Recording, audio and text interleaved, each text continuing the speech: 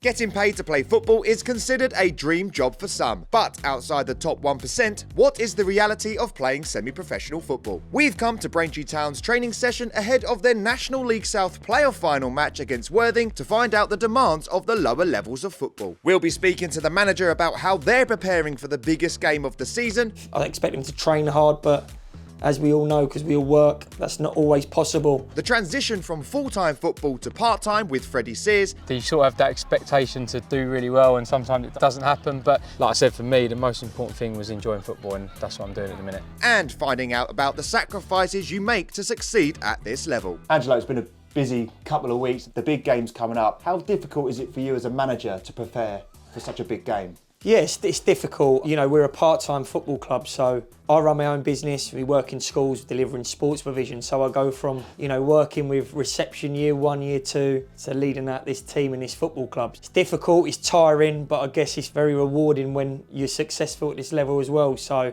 it's been a whirlwind, probably season really, but the last few weeks been amazing. What do you put that success down to? I always say you do need a little bit of luck along the way. I feel like in non-league there's certain players that crop up at certain times, and our season may have gone a different way if we didn't get those players. And those phone calls at 10 o'clock at night when your wife's saying why you answering and you're doing it on the quiet, and I chuckle to myself because there's been so many of those situations where I may not have gone and met that player or because of work or some reason, but I feel like the more effort you put in, the luckier you get. And, we've certainly put a lot of work in. But I'd say this spirit, I think no matter what team I manage, if it was 4 leagues below or 4 leagues higher in the Premier League, I'd always stick to my morals and principles. And that is literally desire, passion, work rate.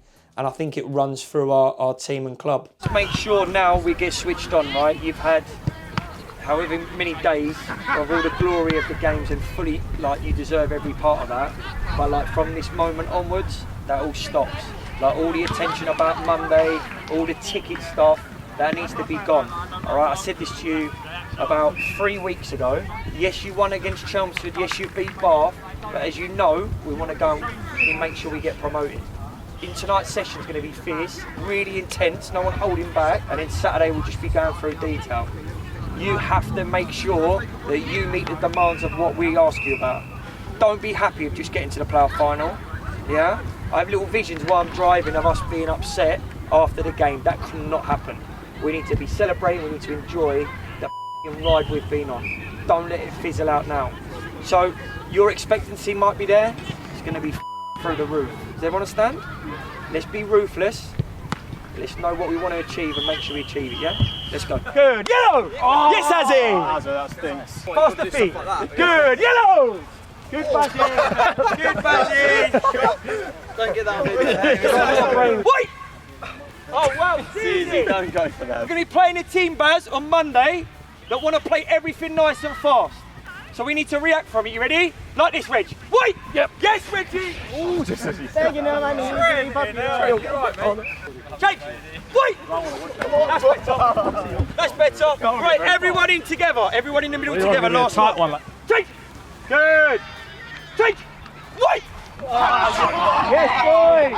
What are the kind of things that people don't see that go on behind the scenes here in non-league? Because obviously Worthing play on a 3G pitch. As soon as that was announced, you've got to go and find a 3G pitch to train on tonight. So many situations that I could go into. I'd just say one for example. So we had a really, really important game and we only could hire out a quarter of the pitch. So when you're going into shape and distances, it's not realistic to a full-size pitch. But you have to get on with it.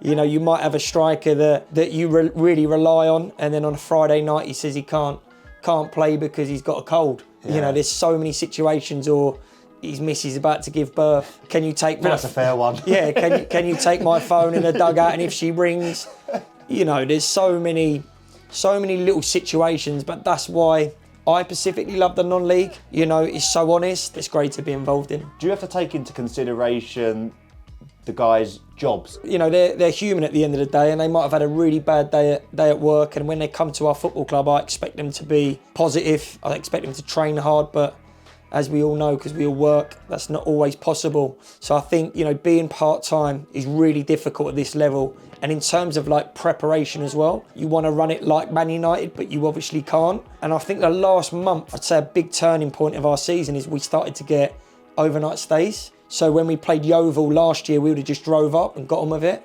And in this year, we've stayed overnight, we've prepared, we've had team meetings in the morning, breakfast. It's made a massive difference. I think anyone that watches our team now always say how fit we are. And I think that's to do with our preparation. As well as being Braintree's number one, what's your other job? I'm a project manager at a commercial kitchen company.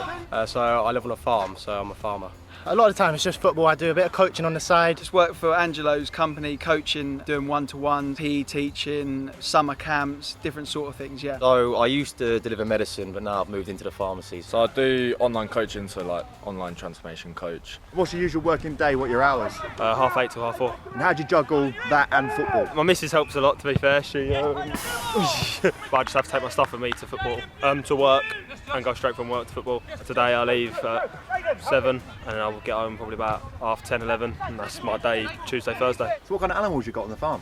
So we have a poultry farm, so it's kind of all Christmas based. So we've geese, turkeys, chickens, ducks. What are the biggest struggles with being a farmer and playing in non-league? Probably the manual labour, trying to look after your body, going from game to game, working. But my dad's quite good to me, so nothing too strenuous. He knows I care about my football. So I spent my scholarly years at Rangers. I then left Rangers to sign for Birmingham and then failed the medical. The people just think it's the club that's gone, but you don't forget you're injured by yourself for 4 months, trying to rehab yourself. I had like a supportive family and agent, so that really helped. And then lots of like private physios that kind of helped me to get where I am today. And how are you finding this level? It's tough. I mean, I don't know what the clips will show, but I get bullied a lot because of my size. Obviously, I'm a forward player, but just especially being around Freddie, Aaron, just kind of showing me the waters. Even players like Reggie, the more experienced players, just helping me get through it. But I'm loving it so far, yeah. What are the biggest sacrifices you have to make playing at this level? It's family as well. Saturdays you're away from your family quite a lot. Straight after work you've got to go to training, so you don't see your family a lot. But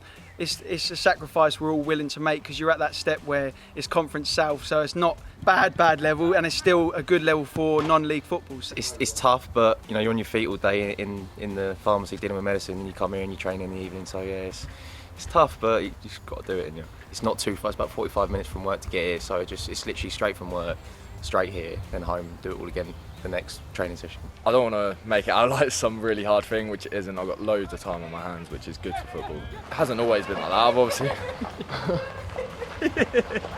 Watch out for the fence.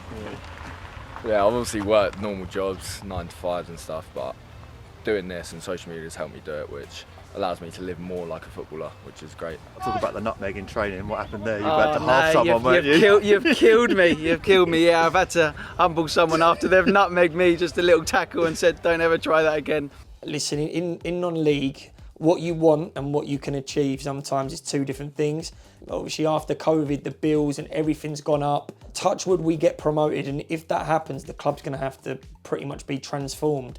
But yeah, we've got to get there first. Yeah, looking ahead to the final, Worthing, a team you know well, you've played them twice, you've beaten them twice. Yeah. What can you take from those 2 games? I would say we can take a lot of confidence in it. We've played them twice, we've beaten them twice. Yes, we got knocked out in the playoffs last year, but my team's completely different now. So we could take a lot of confidence out of that. And also the 2 games that we've played in the playoffs, in terms of they were really, really tough games. I know all playoff games are, but to go 120 minutes with both teams, I mean, how I've got hair is beyond me. Them 2 games were, I think about 3 days after I was still drained.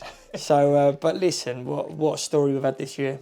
And you had to give the guys an extra day off, didn't you, on Tuesday? You couldn't train because obviously the demand on the players. So have you had, I mean, you'll always want more preparation, but have you had enough time to implement what you want to do on Monday? Yeah, I'm happy with our preparation. There'll be definitely no excuses about that. What I'd say is if I spoke to my players and said, who's top of the Premier League, who's top of the Championship, they wouldn't know. The generation's very different now. So my players, some of them probably don't even like football. They're just good at it, and that's why they do it. Whereas what I'd say is when I was, I'm 37 now, but when I was 20 years of age, I'd watch matches a day. I just loved football. Things are very, very different now. Wow. I don't know why that is.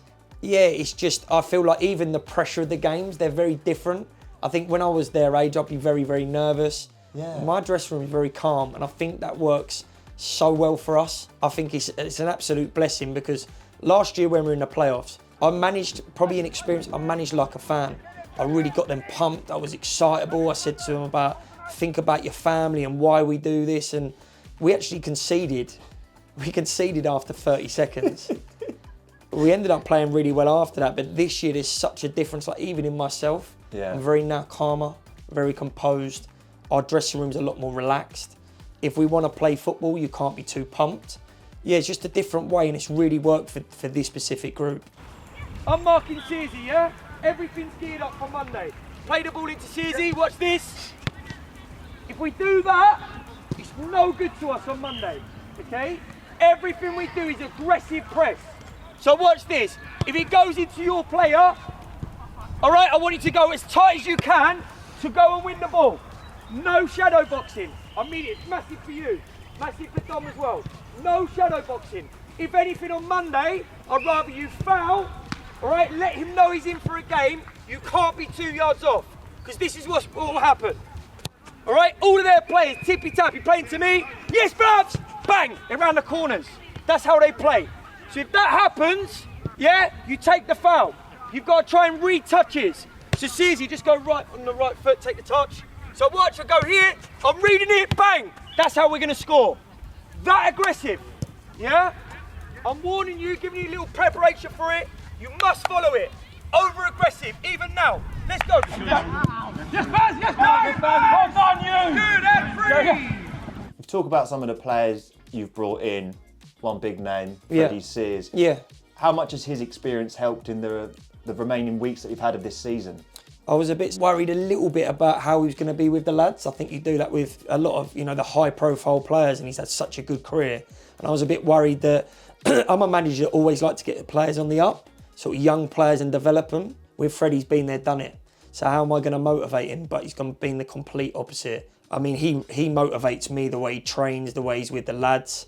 He speaks to me about it. He feels nervous before games. It just motivates me. If someone like that can be, a bit nervous and worried, then, he's only human, and that sort of, it's quite refreshing to hear. So yeah, he's been excellent. And I think when he scored the goal against Chelmsford, if you watch his celebration, it was still quite calm and composed. Whereas when our younger lad, Jaden, scored, he celebrated like the World Cup final. And I think just that experience and the ooze of class with him, just sort of, it's perfect for our team. Freddie, you've had 15 years playing professional football. How different is the preparation for big games in non-league compared to what you used to? Very different. As you see tonight, we're at a local training centre. We've just been kicked off the pitch, so we get a 7 to 8 time, and it's different. At a professional football club, you probably have all week to get ready, and especially for such a big game, you probably have more in-depth research, I suppose. But it's great, everyone sort of mucks in here. You've seen the group tonight, you've seen the staff, and everyone's sort of trying to pull in the right direction. And since I've been here, the club's been fantastic. I know you've played in the National League and with Dagenham and Redbridge. How do you find the different surfaces that you come across in the National League? And there's been a few 4Gs, which is different. Obviously in the National League, there are a few, to be fair. It's not been too bad. I think I've joined at the right time, because I joined in March and the grass and everything's getting a bit better. I'm sure earlier on in the season, I bet some of the pitches weren't as great, but it's been good, to be fair. I said, I've enjoyed it. Sums it up. That sums it up. It's non-league, isn't it? But that's what it's all about. We're down here tonight, and it's serious training, but everyone's having fun as well. And how do you deal with the lack of preparation compared to when you're a professional footballer? To be honest, probably a lot of your own research. We played Chelmsford on Saturday, and Friday afternoon I was on YouTube watching a few Chelmsford videos, and that might just be me being ultra professional or not. But we will get some info. We'll go back to the club. We train Tuesday, Thursday, so normally the playoffs we watch a few clips and stuff. It's obviously not as in detailed as you would day to day at a proper football club in terms of a league club, but they try their best, and that's all you can do. And we're non-league, that's what it is, isn't it? And how different is the recovery? Because I'm sure you're used to the ice baths, the leg compression boots and all that sort of stuff. What's it like after a hard-fought Tuesday night game in non-league? Tough, it's tough, yeah. As you'll see at the stadium's a good stadium for what it is, but recovery facilities, you look at the professional teams now, risk recovery stuff is really important, and it's sort of down left to your own devices really. And for me, it's good because I'm getting a bit more time off and I can recover properly. But you know, it's been great. It's been great, and I've really enjoyed it, to be fair. You've played in the Premier League, the Championship, League One, League Two. You've played in all the divisions. How big of a gap is it now between League Two and the National League? Good question. I think all leagues are strong. You know, I think League Two is strong. It's tough to get relegated in League Two. 2 teams go down. It's quite tough to get promoted in the National League. So I'd probably say the bottom end of League Two, top end of National League, pretty similar. This league's different. Obviously, Yeovil very strong this year. This level, there's full-time clubs and part-time clubs, and sometimes that's hard to compete with when you've got teams full-time, train every day, and you've got guys like us who are training 2 times a week. Half the boys are working, and you know, it's different because I've said after Saturday game, you don't see anyone again until Tuesday. Whereas normally, how is that? Is that weird? Yeah, it's weird. It is weird. It's the first time I've experienced it, so it's different. But the boys all seem used to it, and I think, you know, once you get used to what you're doing, it's quite easy and it's quite nice having that, not seeing anyone going again on Tuesday. But no, it's been good. I said, like, I've enjoyed it. I've had a smile on my face, and I think you can see tonight, like, the boys are good. There's a real balance throughout the place, and that obviously helps with doing well as well. Do you find playing in these lower divisions a lot easier? How challenging is it? Yeah, tough question, because it's tough. It is tough, you know, it's tough. Like, I feel I'm a level above, if I'm honest, but it's tough. You know, there's good teams at this level. You sort of have that expectation to do really well, and sometimes it doesn't happen. But like I said, for me, the most important thing was enjoying football, and that's what I'm doing at the minute. What are the biggest sacrifices you've had to make as a non-league manager? I couldn't tell you the amount of sacrifices I've made, honestly. Cut my own money for this team, so some weeks I haven't been paid. I hope my wife's not listening to this. She'd be absolutely fuming.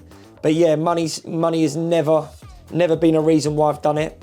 I think that's really important when you're working in a non-league. Absolutely. You've got to have a real passion for it. And then I just think the time away from my family, so I've got a 4-year-old son who means the world to me and my wife. And I just think the amount of time I spend away from him, and I always say to our players, don't waste my time because my time is so precious. Just think sacrifice from the family times and friends, you know, your friends going out for beers and you can't do that. It's really difficult, but then you get the rewards when you play against your Chelmsford and you beat them and there's 3,000 fans singing your name. That's my reward. Regardless of what happens in the final, what have you learnt this season about yourself and about your team? Just to believe in my principles and stick to what you believe in. I think it's very easy to panic and change your thoughts, and as you move up the leagues, you start thinking, oh, do I need to change, you know, and improve? But actually, just stick to what you believe in, because if you're really confident with it and the way you speak, others will follow. I feel like my players really believe in the way I want to play, and there's a real clear identity to how I want to play as well. So I won't keep flipping formations, or if we're 1-0 down, really panic. Just nice and calm, stick to what we know. Wide to Wakefield, whose cross was met by Reggie Lamb. Could it be? Could it just be for Braintree Town?